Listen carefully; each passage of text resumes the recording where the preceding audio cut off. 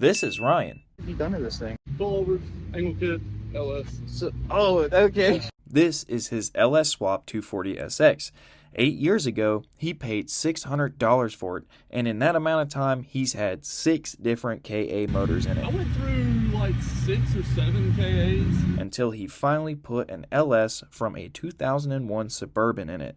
Currently, he's running a T56 6-speed transmission, stock ECU, a TIC performance cam, and some aftermarket headers. Other than that, it's mostly stock. But the most important part of this video is how it did on the track.